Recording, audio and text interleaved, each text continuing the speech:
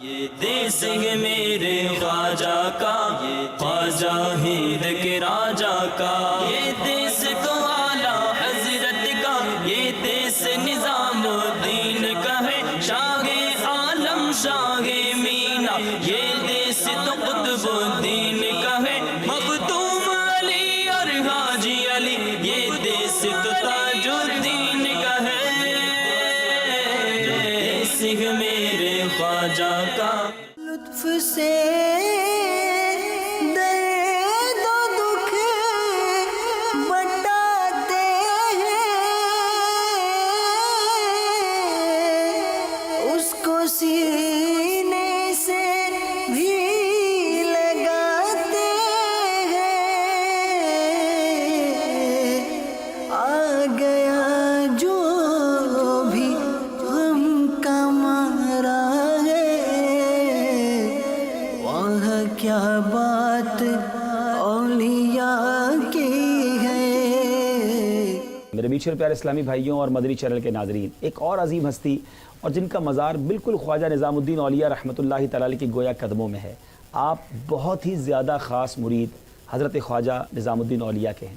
آپ کا نام حضرت امیر خسرو علیہ رحمہ ہے، محبوب ترین مریدوں میں ہیں، اور آپ میدان سخن اور خطابت کے شہ سوار تھے۔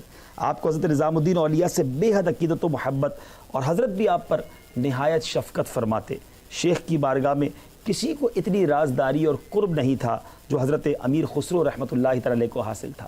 بڑی چھوٹی عمر میں ہی حضرت امیر خسرو رحمۃ اللہ تعالی علیہ کے والد محترم نے آپ کو گویا حضرت نظام الدین اولیاء رحمۃ اللہ تعالی علیہ کے حوالے کر دیا، اور بچپن سے ہی آپ خدمت میں رہے۔ حضرت کا دل بھی بہلاتے، حضرت سے دعائیں بھی لیتے، حضرت کی خدمت بھی کرتے، لیکن اس کے باوجود دل میں زبردست محبت مرشد تھی، پیار تھا۔ اور حضرت کا فیضان کیسے ملا کہ عبادت گزاری کا یہ عالم تھا کہ حضرت امیر خسرو رحمۃ اللہ تعالی علیہ آخری شب میں جاگتے، نماز تہجد میں 7 پارے پڑھتے، اور ذوق و شوق میں بے حد روتے تھے۔ شاہی ملازمت ہونے کے باوجود 40 سال تک آپ نے 12 مہینے روزے رکھے۔ ذرا غور کیجئے، 40 ایئرز آپ کنٹینیو روزے رکھتے، تہجد گزار اور قرآن پاک پڑھنے والے۔ یہاں پھر اولیاء کرام سے محبت کرنے والوں کو یہ درس دینا چاہوں گا۔ ماشاءاللہ لوگ بہت پیار کرتے ہیں اولیاء کرام سے، بالکل کرنا چاہیے۔ مزارات پر حاضری شرف سمجھتے ہیں، بالکل سمجھنا چاہیے۔ مزارات اولیاء کے لیے نیاز بناتے ہیں، بالکل کرنا چاہیے۔ لیکن جن حضرات سے آپ کو محبت ہے وہ اولیاء کرام تہجد گزار ہوا کرتے، قرآن پاک کی تلاوت کرنے والے ہوتے، روزے رکھنے والے ہوتے۔ آج ہم اولیاء کرام کی محبت کا دعویٰ کرنے والے اگر نماز نہ پڑھیں، قرآن پاک سے دور زندگی گزاریں، یہ کیسی زندگی ہے؟ ان کے نقش قدم پر چلیے، پھر دیکھیے ان کا فیضان کس طرح حاصل ہوتا ہے۔ آپ کا ایک واقعہ بڑا مشہور ہے، سبحان اللہ، جب بھی سنتے ہیں پیر سے محبت کرنی کیسے چاہیے، یہ حضرت امیر خسرو کے دربار سے گویا سیکھنے کو ملتی ہے۔ ماجرا یہ ہے کہ حضرت خواجہ نظام الدین اولیاء رحمۃ اللہ تعالی علیہ محبوب الہی کے دربار میں ایک شخص حاضر ہوا، کہا حضور میری بچی کی شادی ہے اور میری 7 بیٹیاں ہیں، بہت دور سے آپ کی شہرت سن کر آیا ہوں، 7 بچیوں کی شادیاں کرنی ہیں، آپ مجھے کچھ ایسا عطا کر دیں کہ یہ بچیوں کے فرض سے میں فارغ ہو جاؤں۔ حضرت کے پاس بظاہر تو کوئی نعمت نہ تھی، آپ نے اپنے چپل مبارک، اپنے نالین اس شخص کو عطا کر دیے۔ تھوڑی دیر کے لیے وہ سوچنے لگا کہ حضرت سے مانگا تو مال تھا اور دے مجھے چپل دیے ہیں، اپنے نالین دے دیے ہیں۔ بہرحال وہ شخص لے کر نکلا۔ اب جب باہر نکلا تو ایک سرائے میں ٹھہرا، ایک ہوٹل سمجھ لیں، ایک جس طرح کے کمرے ہوتے، وہاں وہ سفر کے دوران ٹھہرا۔ حضرت امیر خسرو اپنا کاروباری سامان لے کر آ رہے تھے، جس میں سامان بھی تھا، بہت ساری نقدی بھی ساتھ تھی۔ آپ بھی اسی سرائے میں، اسی ہوٹل میں گویا ٹھہرے، مگر جس کو پیر سے محبت ہونا، اس کو پیر کی خوشبو بھی آ جاتی ہے۔ اب آپ جب اس جگہ پہنچے تو کہا ہو نہ ہو کوئی ایسا شخص ہے جو دہلی سے آیا ہے اس سرائے کے اندر۔ تلاش کیا، معلوم کیا تو ایک صاحب ملے، کہا یہ بتاؤ تم دہلی سے آئے ہو؟ کہا ہاں۔ کہا خواجہ نظام الدین رحمۃ اللہ تعالی سے ملے تھے؟ اس نے عرض کی جی ہاں۔ کچھ انہوں نے عطا کیا تھا؟ کہا مجھے، میں گیا تھا اپنی بچیوں کی یوں سمجھیے مدد کے لیے کہ حضرت نے تو مجھے اپنے چپل عطا کر دی، اپنے نالین عطا کر دیے۔ اللہ اللہ، مرید ہو تو ایسا فرماتے یہ نالین مجھے دے دو اور میرے پاس جو کچھ ہے وہ تم لے لو۔ وہ شخص کہتا ہے کیوں میرے ساتھ مذاق کر رہے ہیں؟ اب نالین کے بدلے، چپلوں کے بدلے مجھے اپنا مال دے رہے ہیں۔ مگر حضرت امیر خسرو رحمۃ اللہ تعالیٰ نے پروف کیا کہ پیر کی نسبت والی چیز مرید کے لیے کتنی بڑی حیثیت رکھتی ہے۔ اپنا سارا تجارتی سامان، اپنی نقدی جو لاکھوں میں بنتی تھی وہ سب اس کو عطا فرمائی، اور ان کے اپنے پیر و مرشد کے نالین چپل لیے اپنے سر پر رکھا اور دیوانہ وار خواجہ نظام الدین اولیاء رحمۃ اللہ تعالی علیہ کے دربار میں حاضر ہو گئے۔ یہ ہے انداز پیروں سے محبت کا، اور گویا حضرت نظام الدین اولیاء بھی گویا جانتے تھے کہ اگر میں نے اپنے نالین اس کو دینے ہیں، ان کے ذریعے، نالین کے ذریعے اس کو بہت ساری رقم مل جانی ہے، اور جو بچیوں کا مسئلہ ہے وہ بھی حل ہو جانا ہے۔ سبحان اللہ۔ حضرت امیر خسرو رحمۃ اللہ تعالی علیہ، آپ 18 شوال المکرم 725 ہجری آپ نے دنیا سے پردہ فرمایا۔ دراصل جیسے ہی خواجہ نظام الدین اولیاء رحمۃ اللہ تعالی علیہ نے دنیا سے پردہ فرمایا، اب آپ بے قرار رہنے لگے، آپ کو گویا زندگی سے لطف ہی ختم ہو گیا کہ اب پیر کے بغیر میں نے زندگی کیسے گزارنی ہے، اور چند ہی دنوں کے بعد آپ بھی دنیا سے تشریف لے گئے۔ آئیے آپ کی قبر منور کے پاس چلتے ہیں، دعا کرتے ہیں کہ اللہ تعالیٰ ان کے صدقے ہمیں بھی اپنے پیروں سے، جو دنیا میں جس پیر صاحب سے مرید ہیں، اگر پیر کامل ہیں ان سے سچی محبت کیجئے، ان کی عقیدت دل میں رکھیے، انشاءاللہ ان کی عقیدت اور محبت کی برکت سے آپ کی دنیا اور آخرت بھی بہتر ہوگی۔ آئیے مل کر دعا میں شامل ہوتے ہیں۔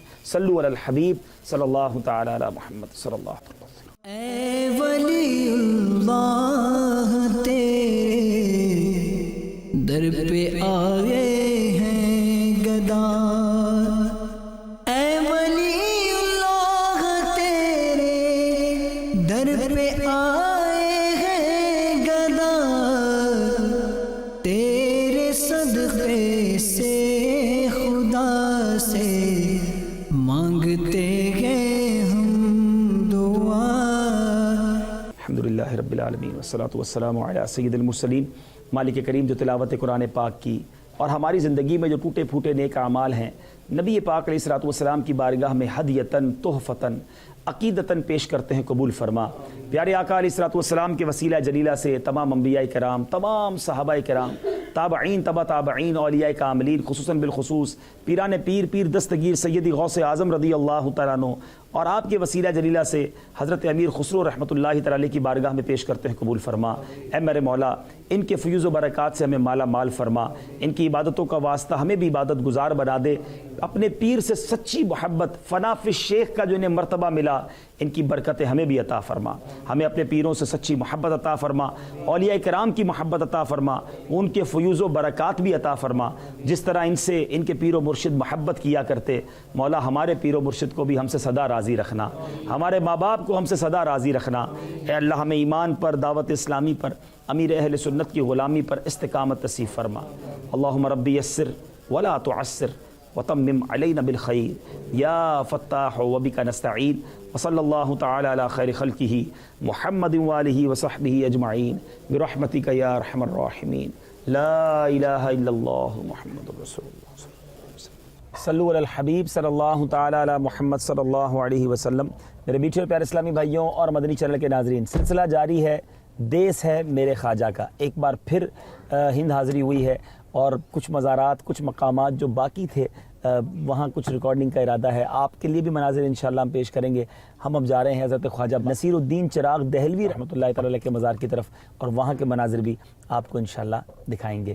صلو علی الحبیب صلی اللہ تعالی علی محمد صلی اللہ علیہ وسلم۔ اے ولی اللہ تیرے در پہ آئے ہیں گدا، تیرے صدقے سے خدا سے مانگتے ہیں ہم دعا، تیرے صدقے سے خدا سے مانگتے ہیں ہم دعا۔ کوئی بھی سائل نہ لوٹا ہے یہاں سے نہ مراد، کوئی بھی سائل نہ لوٹا ہے یہاں سے نہ مراد، میری جھولی بھی بھرو بہر شہید کربلا، میری جھولی بھی بھرو بہر شہید کربلا۔ الحمدللہ رب العالمین والصلاة والسلام علی سید المرسلین अम्मा बाद फ़ाऊज़ु बिल्लाहि मिनश्शैतानिर्रजीम बिस्मिल्लाहिर्रहमानिर्रहीम अस्सलातु वस्सलामु अलैका या रसूलल्लाह व अला आलिका व अस्हाबिका या हबीबल्लाह अस्सलातु वस्सलामु अलैका या नबीयल्लाह व अला आलिका व अस्हाबिका या नूरल्लाह। मेरे मीठे और प्यारे इस्लामी भाइयों और मदनी चैनल के नाजरीन, अल्हम्दुलिल्लाह आज 6 दिसंबर 2015 23 सफ़रुल मुज़फ़्फ़र 1437 सने हिजरी है। हिंद के शहर दिल्ली में मौजूद हैं, जिसे 22 ख्वाजा की चौखट कहा जाता है। बड़ी सुहानी सुबह है। फजर के बाद ऐसी अजीम हस्ती की बारगाह में हाज़िरी का शरफ़ मिला है, जिनका नाम तो किताबों में पढ़ा, जिनकी करामात सुनी, जिनके बारे में मालूम करना था कि उनका मज़ार कहाँ है। कभी उनके मज़ार पर हाज़िरी ना हुई थी और आज अल्हम्दुलिल्लाह उनके मज़ार पर हाज़िरी का शरफ़ मिला है। और अल्लाह वालों की शान बड़ी निराली होती है। सच्ची बात यह है कि अच्छी नीयतों के साथ जब बुज़ुर्गाने दीन के मज़ारात पर हाज़िरी दी जाए ना, तो दिल पर एक अजीब सा सुकून तारी हो जाता है। पीस ऑफ हार्ट जिसे कहते हैं ना। यानी सच बताऊं कि इस वक्त मैं भी यहाँ बैठा हूँ, हमारे काफ़ी सारे इस्लामी भाई भी सुबह सुबह यहाँ जमा हो गए हैं। एक महसूस हो रहा है, दिल पर सुकून है। किसी को कहते हैं किसी वाकई ऐसी जगह आ गए हैं कि जहाँ बरकतों का नुज़ूल हो रहा है। तो अल्लाह वालों की शान बड़ी निराली है। शायर लिखता है ना, खुदा का ख़ास एक इनाम है ये औलिया अल्लाह, खुदा का ख़ास एक इनाम है ये औलिया अल्लाह, ज़माना जिस्म है और जान है ये औलिया अल्लाह। हज़रत ख्वाजा नसीरुद्दीन महमूद चिराग दहलवी रहमतुल्लाहि तआला अलैह की सीरत के बारे में आज कुछ सुनना है। बिल्कुल ऐन उनके कदमों में बैठकर उनकी सीरत बयान करने का मौका मिल रहा है। ये बड़ी बाज़-औक़ात फीलिंग बनती है कि जिनकी बात हो रही है, जिनका तज़किरा हो रहा है, हम भी उनके पास मौजूद हैं। एक नियत और कर लेते हैं। वैसे भी किताबों में लिखा है कि जहाँ अल्लाह वालों का ज़िक्र होता है वहाँ अल्लाह की रहमतों का नुज़ूल होता है। अल्लाह तबारक व तआला अपनी रहमतों की बारिश हम पर बरसाए। और एक तमन्ना ये भी है कि जिनके कदमों में बैठे हैं उन्हीं की बात कर रहे हैं, अल्लाह करे कि वो भी हमसे राज़ी हो जाएं, उनकी निगाह रहमत हमें हासिल हो जाए। और भिखारी जब किसी बादशाह के दरबार में आकर कदमों में आकर बैठता है तो भीख अता कर ही दी जाती है। तो उम्मीद है कि इनके दर से भी अल्लाह की अता से हमें खैरात मिल जाएगी। बहरहाल हज़रत ख्वाजा निज़ामुद्दीन औलिया रहमतुल्लाहि तआला अलैह के मशहूर तरीन और मुमताज़ तरीन खलीफा हज़रत ख्वाजा नसीरुद्दीन महमूद चिराग दहलवी हैं, याद रहे। और आप अहवाल के वारिस और साहिब सिर बुज़ुर्ग थे। आप अपने शेख हज़रत निज़ामुद्दीन रहमतुल्लाहि तआला अलैह के विसाल के बाद दिल्ली की विलायत के मालिक करार दिए गए। आप अपने पीर के मुकम्मल पैरोकार थे। फ़क्र व फ़ाका, सब्र व सिबात, रज़ा व तस्लीम आपके काबिल ज़िक्र औसाफ़ हैं। आप यानी सैयदना चिराग दहलवी रहमतुल्लाहि तआला अलैह के जद्द अमजद हज़रत शेख अब्दुल लतीफ़ यज़दी अलैह रहमतुल्लाह खुरासान से लाहौर तशरीफ़ लाए और उनके फ़र्जंद हज़रत शेख याह्या अलैह रहमा लाहौर यानी मरकज़ुल औलिया से उद शरीफ तशरीफ़ लाए और उन्हीं के यहाँ हज़रत चिराग दहलवी रहमतुल्लाहि तआला अलैह पैदा हुए। और याद रहे कि आपका सिलसिला नसब जो है हज़रत अमीरुल मोमिनीन उमर फ़ारूक रज़ियल्लाहु तआला अन्हु तक जा पहुँचता है। इतना खूबसूरत शजरा नसब है कि आपके शजरा नसब में हज़रत इब्राहीम बिन अदम रहमतुल्लाहि तआला अलैह भी हैं। और फिर ये कनेक्शन जो है हज़रत उमर फ़ारूक रज़ियल्लाहु तआला अन्हु तक जाकर पहुँचता है। तो इस कदर अजीम सिलसिले की हामिल शख्सियत के पास हम आए हैं। आपके बारे में आता है कि आप मशहूर कैसे हुए, यानी आपके बारे में लोगों को पता कैसे चला कि दिल्ली में कोई इतनी अजीम हस्ती भी रहती है। कि एक मरतबा हज़रत मक्का मुकर्रमा में हज़रत शेख अब्दुल्ला याफ़ई मक्की रहमतुल्लाहि तआला अलैह और हज़रत मखदूम जहानियान रहमतुल्लाहि तआला अलैह जो कि आपके मुरीद व खलीफा थे, उनके दरमियान दिल्ली के औलिया किराम के बारे में गुफ्तगू हुई।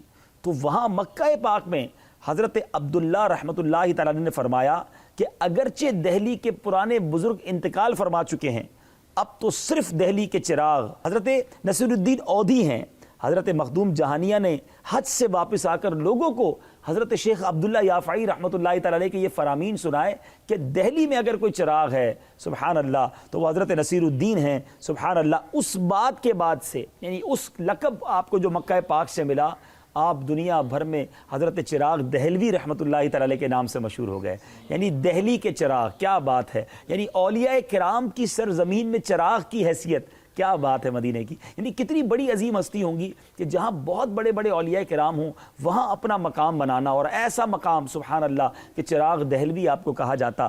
آپ کے بارے میں آتا ہے کہ آپ والد مکرم کا سایہ جب آپ 9 سال کے تھے جب ہی آپ کے سر سے اٹھ گیا, مگر آپ کی والدہ نے آپ کی ذمہ داری سنبھالی, آپ کی تعلیم کا اہتمام کیا, اور تقریباً 20 سال کی عمر میں آپ تمام علوم سے فارغ ہوئے, اور 43 ایئرز کی عمر میں 43 سال کی عمر میں آپ دہلی تشریف لائے اور حضرت محبوب الہی کے مرید و خلیفہ ہونے کی سعادت حاصل کی.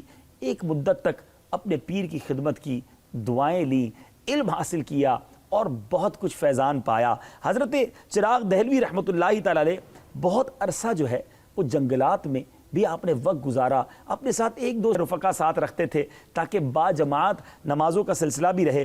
اب میرے میٹھے پیارے اسلامی بھائیوں, آپ کی جو جس کو کہتے ہیں نا کہ خاص مرشد سے قرب کا عالم یہ تھا کہ نظام الدین اولیاء رحمۃ اللہ تعالی علیہ نے حضرت کو اپنا سجادہ نشین قرار دیا. اچھا, اسی طرح حضرت چراغ دہلوی رحمۃ اللہ تعالی کی زندگی کے چند بڑے عجیب و غریب واقعات ہیں. آپ کو سلطان جو اس وقت کا تھا وہ بڑا ستایا کرتا, آپ کے لیے مشکلیں پیدا کیا کرتا. بعض اللہ والوں سے یہ دنیا میں اقتدار والے جو ہے وہ ناراض رہتے ہیں, پسند نہیں کرتے, ان کو ڈی مورلائز کرنے کی کوشش کرتے ہیں. سلطان نے ایک بار کیا کیا کہ آپ کو سونے اور چاندی کے برتن میں کھانا بھجوایا. اب پلان کیا تھا, دیکھیں بد نیتی تھی نا.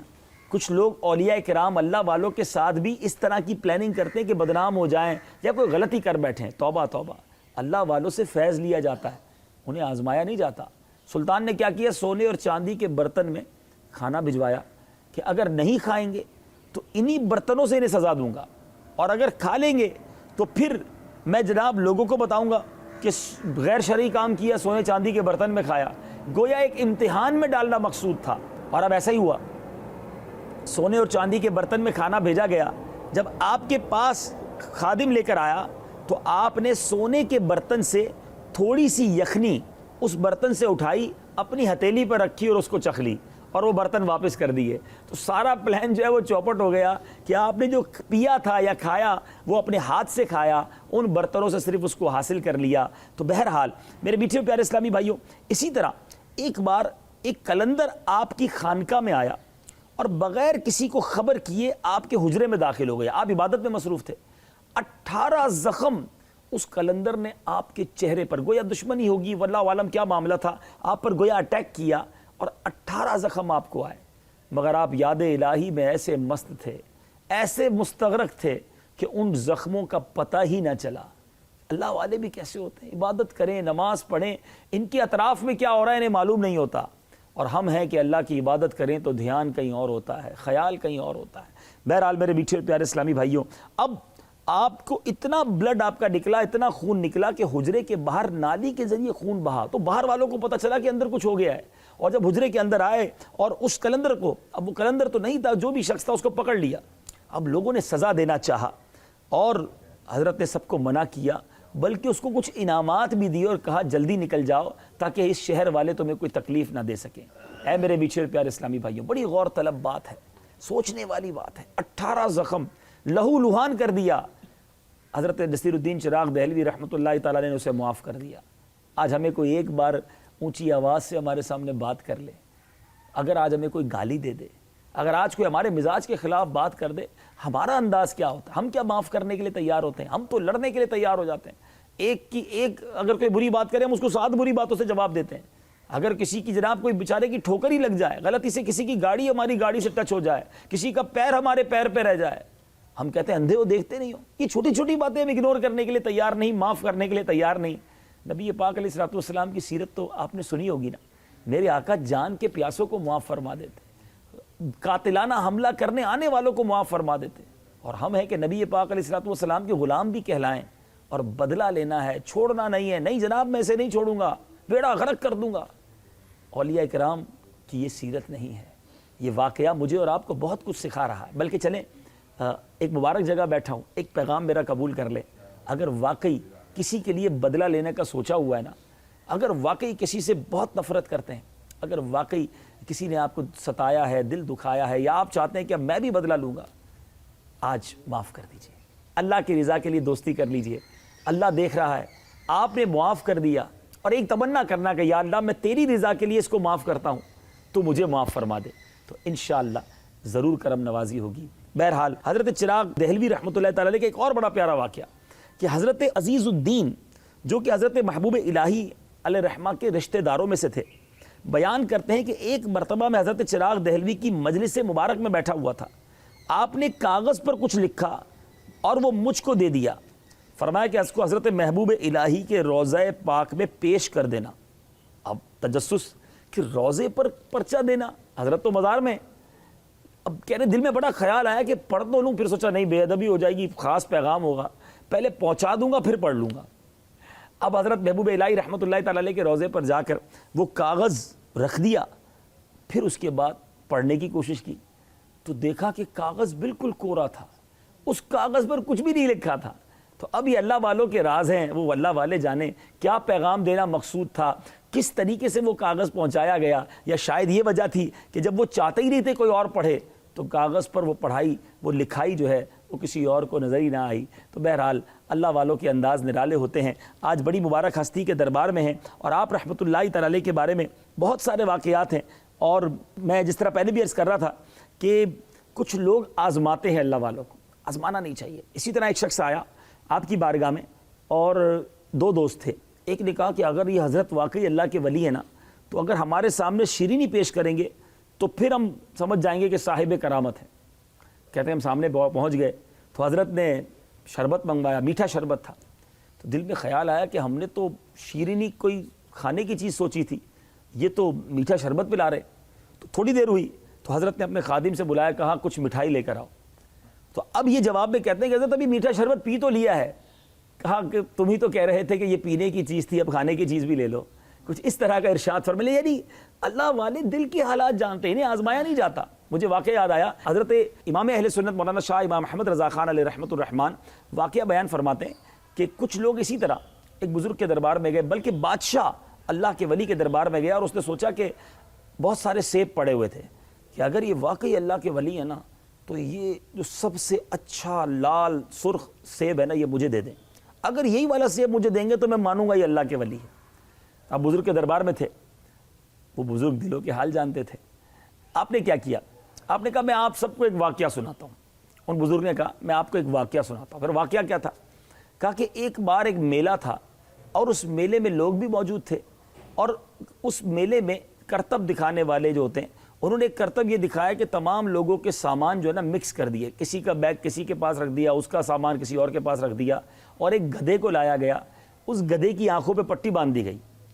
اب وہ گدھا جو ہے اپنے سر کو جا کے لگاتا تھا کہ یہ سامان اس کا ہے، یہ سامان اس کا ہے، یعنی سمجھانا کیا چاہ رہے تھے۔ پھر آپ نے وہی سیب اٹھایا اور اٹھا کر کہا کہ ہم اگر یہ سیب نہ دیں تو اللہ کے ولی نہیں ہیں، اور سیب اٹھا کر تمہیں دے دیں تو گدھے سے بڑھ کر کون سا کام کر لیا۔ اس کا مطلب کیا ہے کہ کرتب تو بہت سارے لوگ دکھا دیتے ہیں، صرف کرتب دکھانا یا کوئی جس کو آپ کہیں ان نیچرل چیز کر دینا ہی ولایت کے ذریعے ضروری ہے، ایسا نہیں ہے۔ بعض اوقات لوگ یہ جادو کرنے والے، ہپناٹزم کرنے والے، مسمرائز کرنے والے، جو آنکھوں کا جس کو کہتے ہیں نا کہ وہ دھوکہ دینے والوں کو اللہ کا ولی سمجھ بیٹھتے ہیں، یہ معیار نہیں ہے، اور اللہ والوں کو آزمایا نہیں جاتا۔ ان کی شریعت پر پابندی دیکھ لیں، اگر وہ واقعی نسبتوں والے ہیں، با عمل ہیں، بس میرا اور آپ کا کام ادب کرنا ہے۔ یہ بد نصیبی ہے، یہ بے ادبی ہے کہ اللہ والوں کو جا کر چیک کیا جائے۔ ہماری اپنی اوقات کیا ہے جو اللہ والوں کو چیک کرنے چلیں؟ پہلے اپنے آپ کو تو چیک کر لیں، ہمارا کوئی کام سیدھا ہے نہیں۔ آپ کو یاد ہوگا معراج کی جب رات گزری اور صبح کا دن آیا تو جب نبی پاک علیہ الصلوۃ والسلام نے یہ اناؤنس کیا، یہ اعلان کیا کہ میں رات کے تھوڑے حصے میں مسجد اقصیٰ بھی ہو آیا، آسمانوں کی سیر بھی کر آیا، تو ابو جہل پکا کافر تھا، دشمن رسول تھا۔ اب اس نے کہا یہ بڑا اچھا موقع ہے کفاران مکہ نے کہ حضرت ابو بکر صدیق رضی اللہ تعالیٰ عنہ کو بہکا دیا جائے، انہیں اس ٹرینڈ سے، اس ٹریک سے ہٹا دیا جائے۔ پہنچ گئے حضرت ابو بکر صدیق رضی اللہ تعالیٰ عنہ کے پاس۔ ایک طرف وہ لوگ ہیں جو اولیاء کرام کو، اللہ والوں کو آزماتے ہیں، دیکھو سیکھو ابو بکر صدیق رضی اللہ تعالیٰ عنہ سے۔ عاشق اکبر ویسے ہی تو نہیں ہے نا، آپ کے دروازے پر دستک دی گئی، دروازہ کھلا، ان لوگوں نے کہا کہ اے ابو بکر جانتے ہو جس نبی کا کلمہ پڑھتے ہو وہ نبی کہتے ہیں صلی اللہ تعالیٰ علیہ وسلم کہ میں رات کے تھوڑے سے حصے میں آسمانوں کی سیر کر آیا، مسجد اقصیٰ سے ہو آیا، اب بتاؤ تم کیا کہتے ہو تمہارے نبی کے بارے میں؟ حضرت ابوبکر رضی اللہ تعالیٰ نے پوچھا واقعی میرے آقا ایسا کہتے ہیں؟ کہا ہاں. فرمایا پھر سچ کہتے ہیں. میرے آقا نے فرمایا تو سچ فرمایا، میں اس پر ایمان لاتا ہوں، بغیر کسی آرگیومنٹ کے، بغیر کسی ٹیسٹنگ کے، بغیر سوچ و بچار کے. تو اللہ والوں کی باتوں کو ماننے ہی میں عافیت ہے. شریعت کے مطابق جو باتیں اس پر لبیک کہیں اور ان کو آزمانا چھوڑ دیں.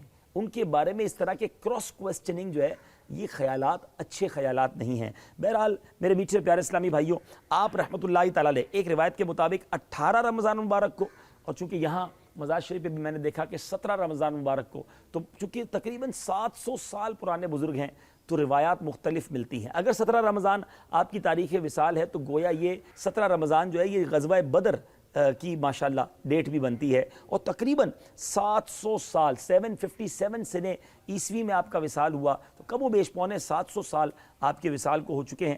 آپ کا جس جگہ پر انتقال ہوا، جس حجرے میں انتقال ہوا، وہیں آپ کی تدفین ہوئی ہے. یعنی یہی وہ مقام ہے جہاں حضرت نے دنیا سے پردہ فرمایا اور بوقت وصال کیسی خوبصورت وصیت فرمائی کہ میرے مرشد کا خرقہ، یعنی وہ جو جبہ کہہ لیں، لباس کہہ لیں، میرے سینے پر، اور لکڑی کا پیالہ میرے سرہانے پر، اور مرشد کی تسبیح میری انگلی میں، اور مرشد کا عصا جو ہے اور جوتے میرے برابر رکھ دینا.